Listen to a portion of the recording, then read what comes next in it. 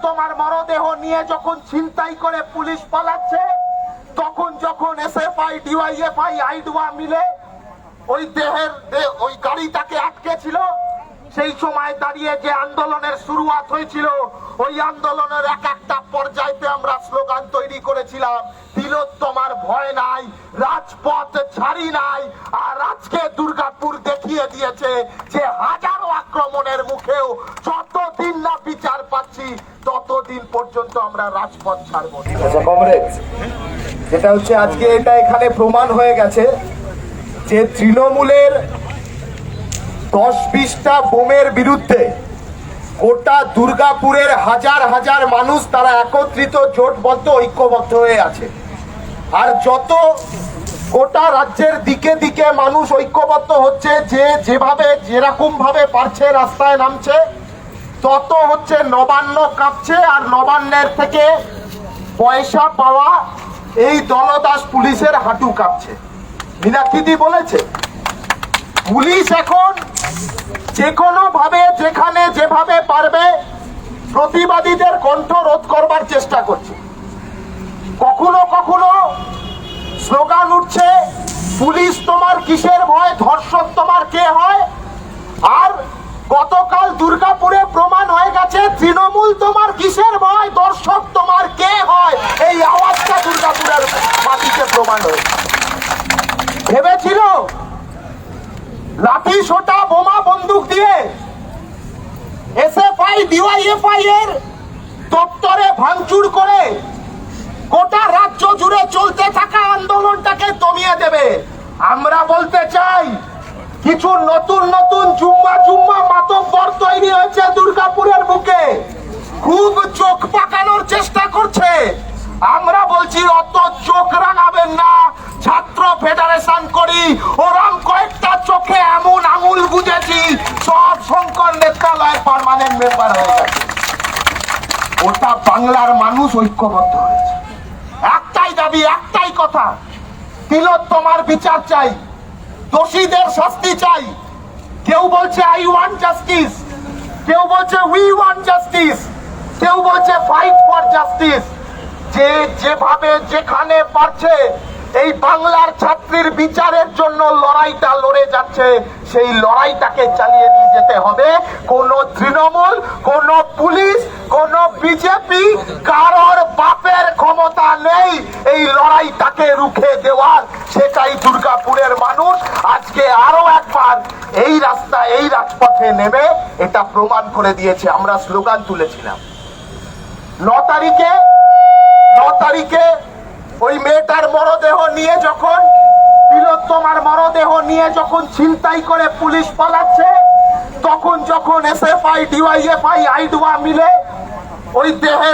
ওই গাড়িটাকে আটকে ছিল, সেই সময় দাঁড়িয়ে যে আন্দোলনের শুরুয়াত হয়েছিল, ওই আন্দোলনের এক একটা পর্যায়তে আমরা স্লোগান তৈরি করেছিলাম, তিলোত্তমার ভয় নাই, রাজপথ ছাড়ি নাই। আর আজকে দুর্গাপুর দেখিয়ে দিয়েছে যে হাজারো আক্রমণের মুখেও যতদিন না বিচার পাচ্ছি ততদিন পর্যন্ত আমরা রাজপথ ছাড়বো না। নিরাপত্তা কোথায় আছে?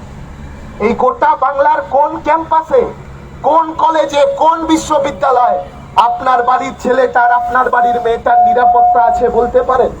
মুখ্যমন্ত্রী কতটা অপদার্থ একটা মুখ্যমন্ত্রী, কোন জায়গায় নেমে গেলে এই কথা মঞ্চে দাঁড়িয়ে বলতে পারে যে যারা ডাক্তারি পড়ুয়া, যারা ডাক্তারি ছাত্র, যারা ভবিষ্যতে এই বাংলাকে স্বাস্থ্যের পরিষেবা দেবে, তাদেরকে হুমকি দিয়ে বলছে তাদের নামে এফআইআর করবে।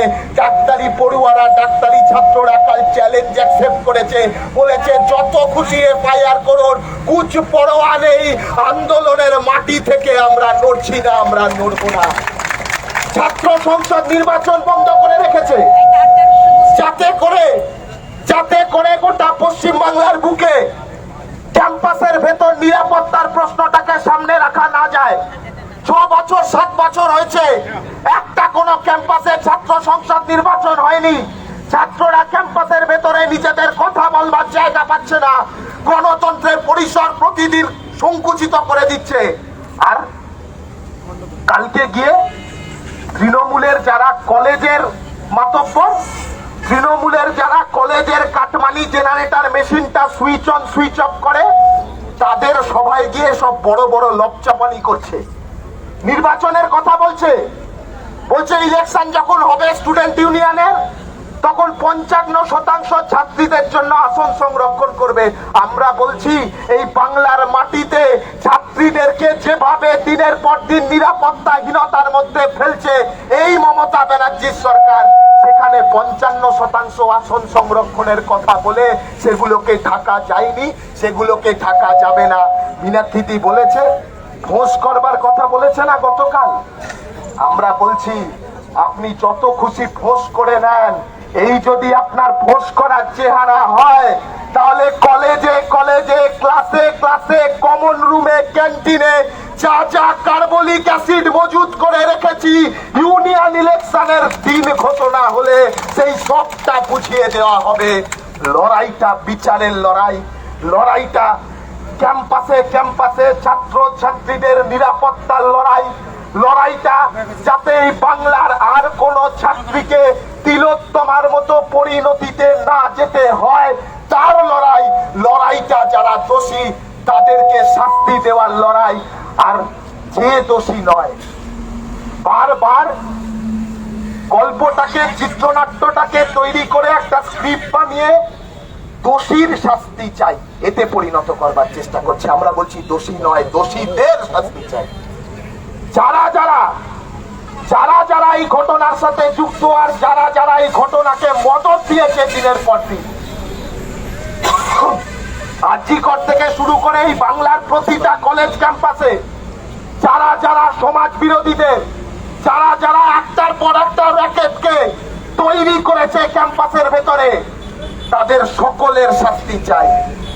আর যারা পুলিশের খাকি উর্দি পরে সেই সমাজ বিরোধীদের হয়ে খেপ খেলবার চেষ্টা করছে, তাদেরও শাস্তি পেতে হবে।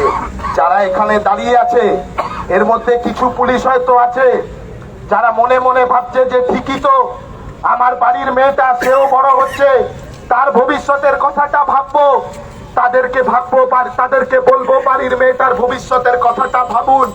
আর বাকিরা যারা এখনো মেরুদণ্ডটা বিক্রি করে রেখেছেন নবান্নে, তাদের বলবো আজীবন হচ্ছে নবান্ন থাকবে না, আজীবন 14 তলায় মমতা ব্যানার্জি থাকবে না, কিন্তু বাংলার মানুষ থেকে যাবে, আর গায়ে আপনাদের ওই খাকি উর্দিটা থেকে যাবে। যা বিচার করার বাংলার মানুষ বিচার করবে, তাই হুঁশিয়ার হয়ে যান। এই কথা বলে আপনাদের সকলকে সংগ্রামী অভিবাদন, লাল সেলাম জানিয়ে আমার কথা শেষ করছি। ইনকিলাব জিন্দাবাদ, ছাত্র যুব মহিলা শ্রমিক ঐক্য জিন্দাবাদ।